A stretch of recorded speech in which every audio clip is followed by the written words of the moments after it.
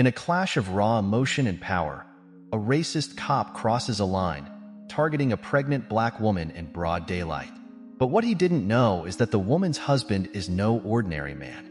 The next day, the community is shocked as the officer's life unravels, forcing him to face the consequences. On a bright, sunny morning in Asheville, North Carolina, with a clear blue sky and a gentle breeze, Charlotte stepped out of her beautiful white brick home, her face aglow with a radiant smile. A well-respected black woman known for her warmth and generosity today held special significance for her.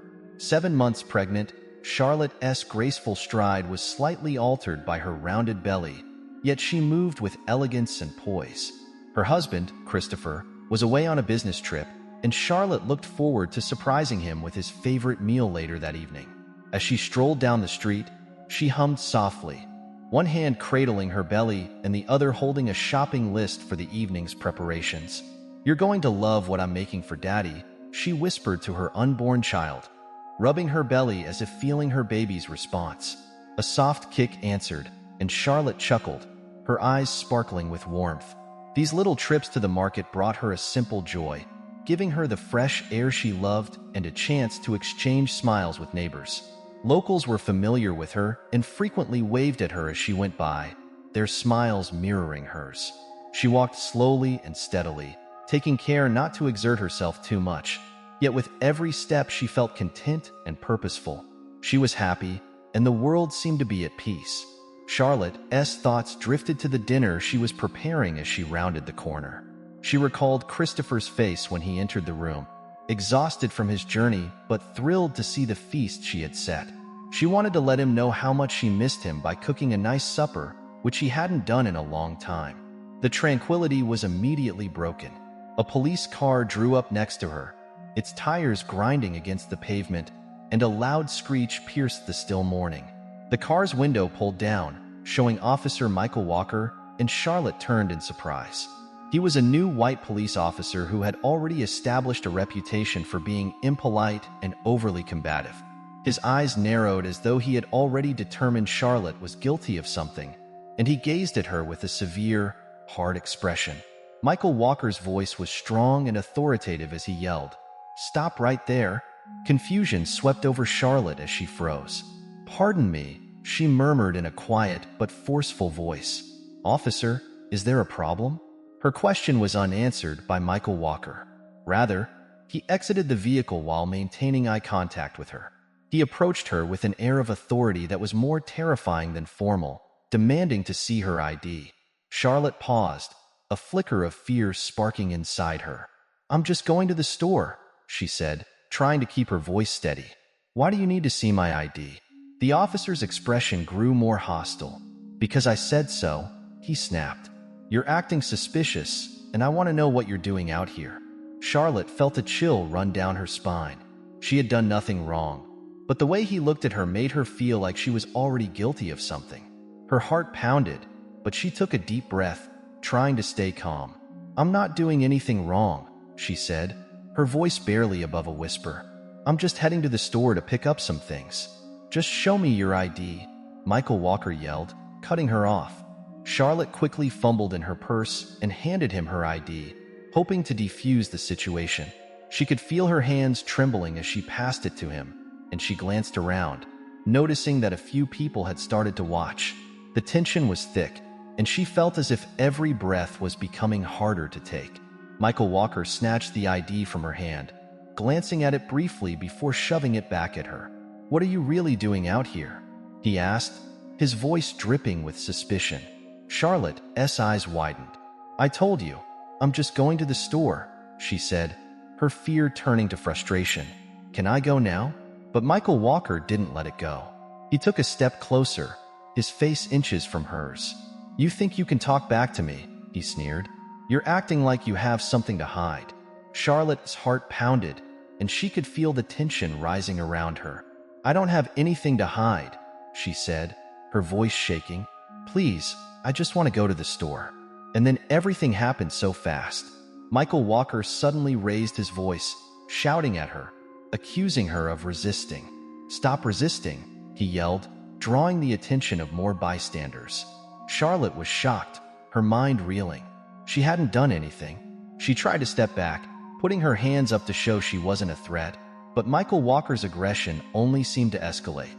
Without warning, he lunged forward and pushed her. Charlotte stumbled backward, struggling to keep her balance, but her heavy belly made it difficult. "Stop, please," she cried. But her words only seemed to make Michael Walker angrier. He stepped forward again, and before anyone could react, he kicked her in the stomach. The force knocked her to the ground, and she cried out in pain, clutching her belly as tears streamed down her face. "My baby," she gasped, her voice breaking. The world seemed to stop. For a moment, there was only silence, and then the chaos erupted. The onlookers rushed towards her, horrified by what they had just seen.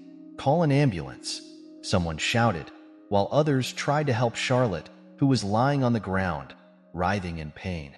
Her hands cradled her belly, and she whispered, "Please, my baby, please be okay," over and over, as if trying to comfort herself.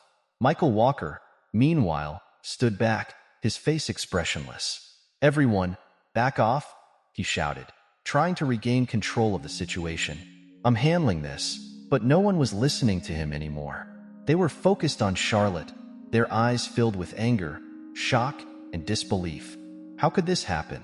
How could a police officer do something so cruel, so senseless? The sound of sirens echoed down the street, growing louder as an ambulance sped towards them. Charlotte's vision blurred as the pain became too much, but she could hear the voices around her, filled with fear and urgency. "She's pregnant, be careful," a woman said as paramedics rushed to her side. They quickly assessed her condition, carefully lifting her onto a stretcher. As the ambulance doors closed, taking Charlotte away, the onlookers turned their attention to Michael Walker. He tried to maintain his authority, but it was clear that the situation had spiraled out of his control. The sirens faded into the distance, leaving behind a street filled with tension, fear, and the unanswered question that hung in the air. Why? The peace of the morning was shattered, and nothing would ever be the same. The town of Harrison was usually quiet, but by the afternoon, it was buzzing with outrage. The incident involving Charlotte had spread like wildfire. Videos taken by bystanders showed the horrifying moment when Officer Michael Walker kicked Charlotte, and the footage quickly made its way to social media. People from all over town and soon the country were sharing, commenting, and demanding answers. Hashtags like #JusticeForJane and #StowPalaceBrutality were trending, and the outrage was palpable. People were furious, their anger growing with each new detail. They learned about what had happened to the pregnant woman who was simply on her way to the store. Meanwhile, at the hospital, the atmosphere was tense and urgent. Charlotte had been rushed to the emergency room, her pain unbearable, her mind clouded with fear and confusion. Doctors and nurses worked frantically around her, their voices calm but filled with urgency as they tried to stabilize her condition. Charlotte's heart ached, not just from the physical pain, but from the terror that something might be wrong with her baby. Tears streamed down her cheeks as she whispered, "Please let my baby be okay." A nurse gently held her hand, trying to comfort her as they prepared for an emergency C-section. "We're going to take care of you and your baby, okay? You just need to stay strong." Charlotte nodded weakly, her body shaking, and prayed silently, hoping her little one would make it through this nightmare. The doctors had told her that her placenta had detached from the trauma, and she needed surgery immediately to save her baby. Not long after, the door to Charlotte's hospital room swung open, and Linda, Charlotte's best friend, rushed in. Linda's face was a mix of fear, anger, and worry. She had heard what happened and came straight to the hospital, her heart heavy with concern. "Charlotte," she cried, rushing to her side. "Oh my God, are you okay?" Charlotte tried to speak, but the pain made it difficult. "Linda, I'm so scared," she managed to whisper, tears glistening in her eyes. Linda took her hand, squeezing it tightly. "I'm here, Charlotte. I'm not going anywhere," she said, her voice firm yet gentle. "We're going to get through this. You just need to focus on you and the baby right now." Charlotte nodded, but she couldn't shake the fear that was tearing her apart inside. Linda stayed by her side, even as the doctors wheeled Charlotte away for surgery, silently praying that everything would be all right. Christopher, Charlotte's husband, was still on a business trip when he got the call. He was in a meeting when his phone buzzed, and he quickly excused himself, thinking it was just a quick update. But when he saw the name on the screen, Linda, his stomach dropped. Something was wrong. He picked up, and Linda's frantic voice on the other end told him everything he feared. "Christopher, you need to get to the hospital right now. It's Charlotte. She's hurt, and they're doing surgery." Christopher's world stopped. He didn't wait for the meeting to end. He left immediately, rushing to the airport, his heart pounding with dread. Unknown to most, Christopher was not just a businessman. He was a CIA operative, trained to stay calm under pressure, to think fast, and act even faster. But as he hurried to catch the next flight back to Harrison, he felt an overwhelming sense of helplessness. This wasn't a mission. This was his family. When Christopher arrived at the hospital, he found Linda waiting for him, her eyes red from crying. "Where is she?" he asked, his voice barely steady. Linda led him to the waiting area outside the operating room. "She's in surgery," she said, her voice breaking. "They're trying to save the baby." Christopher felt like he couldn't breathe. He sank into a chair, his hands shaking, and buried his face in them. "Who did this?"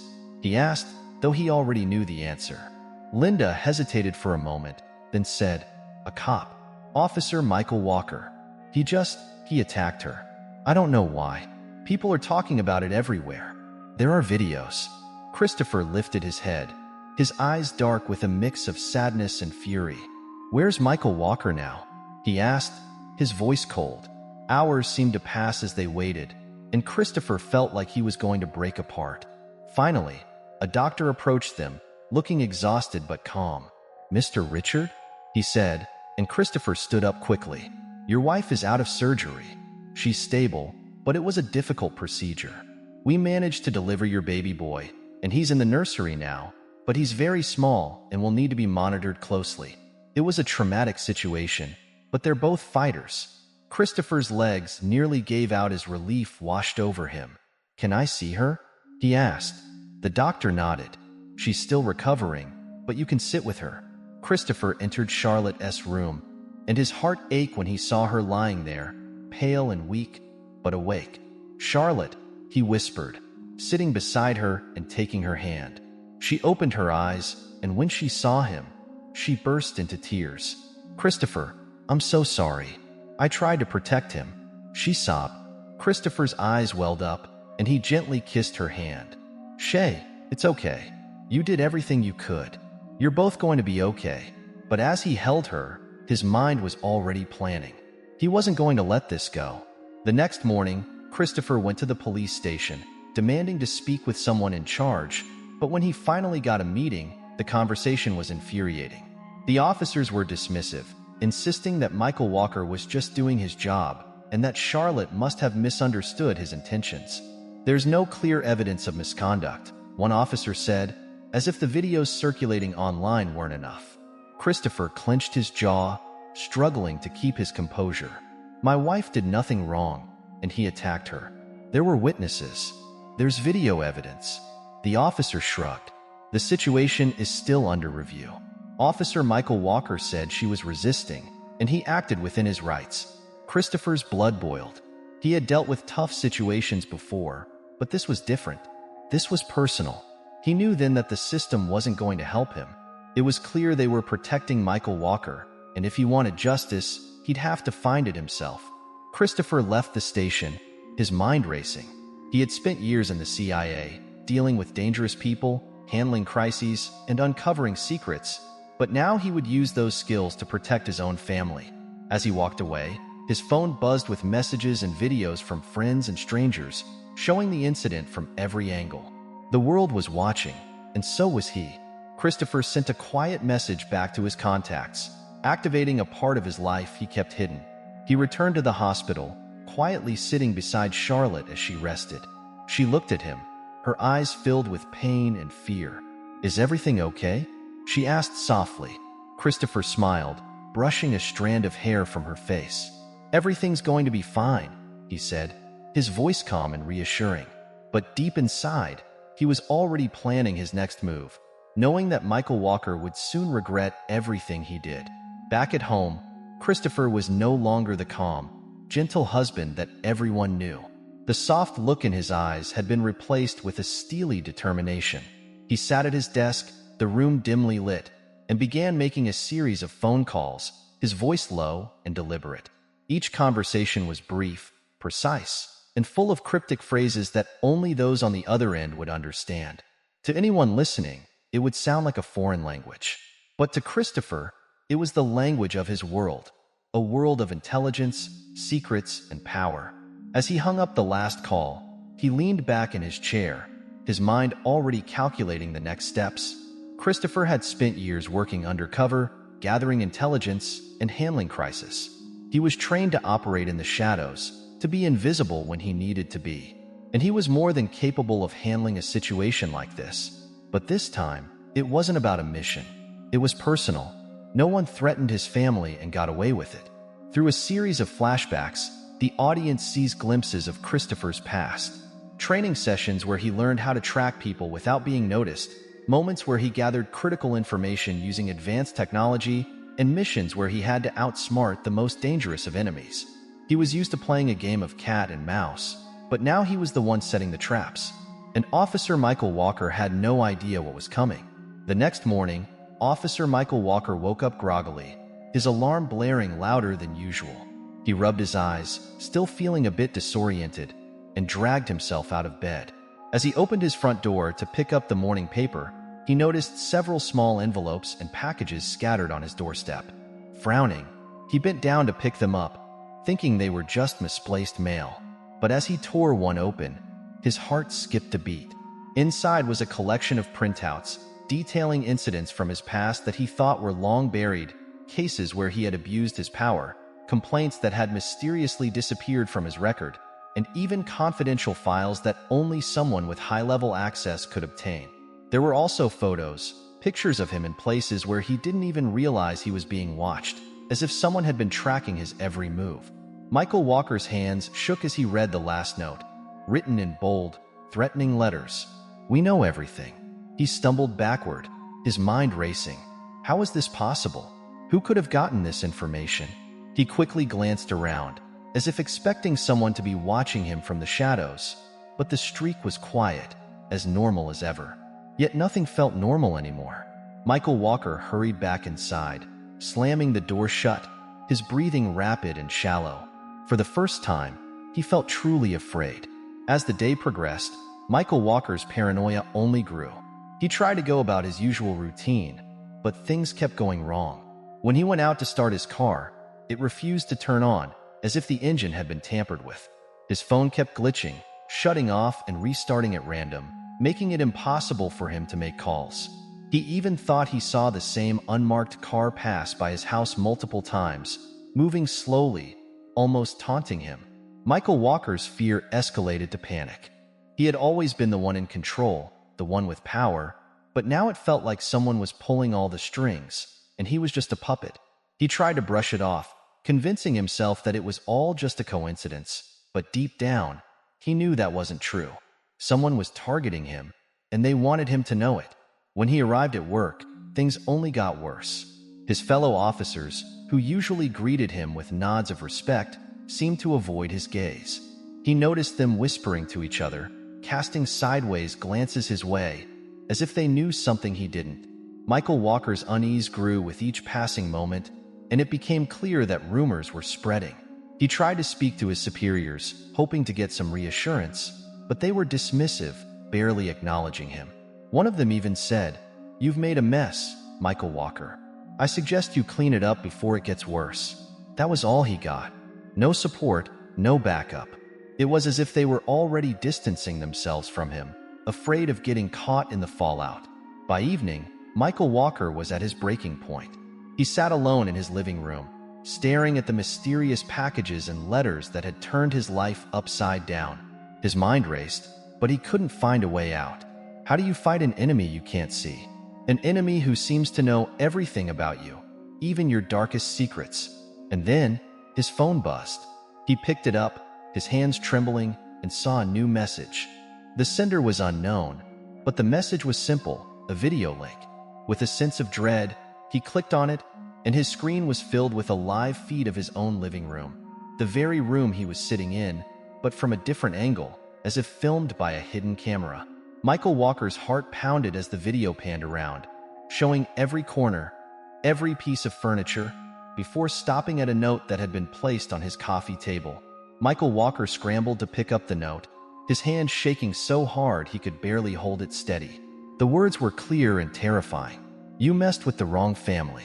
Make things right, or the world will know everything you've done." Michael Walker felt a chill run down his spine. Whoever this was, they had been inside his house. They had gotten past all his locks, all his security, and they had left without a trace. It was a level of precision and control that he couldn't comprehend, and it left him feeling utterly exposed. He knew now that this wasn't just a random act of revenge. This was a calculated, meticulous attack by someone who knew exactly what they were doing. Michael Walker's mind was spinning. He thought about calling the police, but what could he say? That he was being watched? That someone had gotten inside his home without him noticing? Would they even believe him? Or would they just think he was losing his mind? And even if they did believe him, would they be able to stop whoever was behind this? The message was clear, and Michael Walker understood that this was his last chance. Whoever was targeting him had the power to destroy him, and if he didn't make things right, his life would be over. Panic surged through him, and he realized that he was up against someone far more powerful than he had ever imagined. But the question that haunted him was, who? The suspense was building, and Michael Walker knew he was running out of time. The more he thought about it, the more he realized he had only one option left. He had to find a way to make this go away, even if it meant facing his own fears. But as the video feed on his phone went dark, he had no idea what his next move should be, and the feeling of helplessness was suffocating. Meanwhile, Christopher sat in his office, his expression calm and composed as he watched the live feed disappear from his phone screen. He had given Michael Walker his warning, and now it was time to see if the man was smart enough to take it. If not, Christopher had plenty of other plans up his sleeve, and he wasn't afraid to use them. The next day, the town of Harrison was buzzing with anticipation. News had spread quickly that Officer Michael Walker was going to hold a press conference, and everyone was eager to see what he had to say. The videos of the incident had gone viral, and the town's residents, as well as people from all over the country, were watching closely, waiting for justice. Reporters gathered outside the police station, cameras set up and microphones ready as the minutes ticked by. When Michael Walker finally stepped out, the crowd was stunned by his appearance. He looked pale, his eyes darting nervously across the faces in front of him, and his hands trembled as he adjusted the microphone. This was not the same confident, aggressive officer they had seen before. He took a deep breath, trying to steady himself, but it was clear he was struggling. "I want to start by addressing the incident that happened a few days ago," he began, his voice shaky. "What I did was wrong.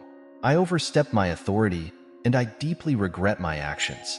There was a murmur in the crowd, people exchanging surprised glances. This was the last thing anyone had expected to hear. Michael Walker swallowed hard, his voice cracking as he continued. "I want to apologize to Charlotte Richard and her family. I'm sorry for the pain I caused, and I am offering my resignation from the police force, effective immediately." The crowd erupted into whispers, the reporters frantically jotting down notes and flashing cameras capturing every moment. No one knew what had brought about this sudden change of heart, but the relief on Charlotte's face was visible as she watched from the side, holding Christopher's hand tightly. She had come to the press conference to face the man who had hurt her, expecting to hear more excuses, but instead she was hearing an apology. Tears welled up in her eyes, and she leaned into Christopher, grateful but confused. As the press conference ended, the reporters tried to ask Michael Walker more questions, but he quickly walked away, his face pale and drawn, leaving behind a storm of speculation. People wondered aloud what had forced him to resign, but there were no clear answers. Whatever had happened, one thing was certain: Michael Walker's career was over, and Charlotte was finally getting the justice she deserved. After the press conference, Christopher and Charlotte returned home, the tension of the past few days slowly starting to lift. As they walked through their front door, Charlotte still couldn't believe what had happened. "Christopher, How did this happen? She asked, her voice soft but urgent. Why would he just give up like that? I thought they were going to protect him. Christopher smiled, a calm and reassuring expression on his face. Sometimes people just need to see the consequences of their actions, he said gently, guiding her to the couch. He sat down beside her, holding her hand, and Charlotte could see that familiar look in his eyes, the one that always made her feel safe, even when things seemed out of control. But there was something else behind that look, something she couldn't quite put her finger on. Christopher, she said slowly, her curiosity getting the best of her. I've always known that your job wasn't as simple as you said it was. You travel so much, and you're always getting these strange calls, but you've never told me exactly what you do. Christopher's smile widened slightly, but there was a hint of sadness in his eyes. You don't have to worry about that, Charlotte, he said softly. My job is to keep you safe, to make sure our family is okay. That's all that matters. He squeezed her hand, and for a moment, Charlotte felt a sense of peace. But the mystery around Christopher lingered, like a shadow that refused to disappear. She wanted to ask more, to understand what had really happened, but she also trusted him. He had always protected her, and she knew he would do whatever it took to keep their family safe. Later that evening, after Charlotte had gone to rest, Christopher sat alone in his office, his phone buzzing quietly on the desk. He picked it up and read the message that had just come through. Everything has been taken care of. The reports are in, and higher authorities have been notified about Michael Walker's actions. He won't be able to hide from this. Christopher nodded, his expression unreadable, as he typed a brief reply. Thank you. He put the phone down, but he didn't leave the office. Instead, he reached into a drawer and pulled out a small metal box, setting it on the desk in front of him. He hadn't opened this box in a long time, but tonight felt different. As he lifted the lid, the contents were revealed. A collection of documents, badges, and small items that hinted at a life far more complex than anyone knew. There were photos from past missions, passports with different names, and encrypted devices that had been used to gather information. Among the items was a badge that bore the emblem of the CIA, along with Christopher's real name and title. It was clear now that Christopher was not just a businessman.